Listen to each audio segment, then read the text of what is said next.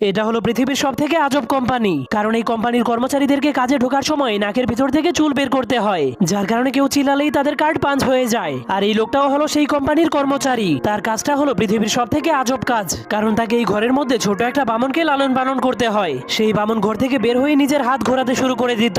তখন লোকটা কাগজ এবং কলম বের করে সেই বামনের আচরণগুলো লিখতে শুরু করে দেয়। সবকিছু ঠিক হলেই সে তার বসকে ফোন করে বলতে শুরু করে দিত, কিন্তু তখনই সেই বামন আবারও তার ঘর থেকে বের হয়ে এবার নিজের মাথাটাকেই মারতে শুরু করে দেয়। যা দেখার পর লোকটা তার বসকে ফোন করে আবারও বলতে শুরু করে দেয়, কিন্তু তখনই সেই লোকটার দরজার ঘন্টা বেজে ওঠে। তখন সে বুঝতে পারে তার দুপুরের খাবারের টাইম হয়ে গিয়েছে। এজন্য লোকটা একটা স্যান্ডউইচ নিয়ে মজা করে খেতে শুরু করে দেয়, কিন্তু তখনই সেই বামন তার কাছে এসে তার কাছ থেকে খাবার চাইতে শুরু করে দেয়। তখন লোকটা এক টুকরো খাবার নিয়ে সেই বামনকে খেতে দেয়, কিন্তু বামন সেই খাবার খেলেই অজ্ঞান হয়ে মাটিতে পড়ে যায়, যার কারণে তার লাল কালার সাদা কালোতে পরিণত হয়ে যায়। যা দেখার পর লোকটা অনেক ভয় পেয়ে সেই ছোট্ট বামনকে কাপড় দিয়ে ঢেকে দেয়। এরপর তার ঘর থেকে সবকিছু বের করে ঘরটাকে ডাস্টবিনে ফেলে দেয়।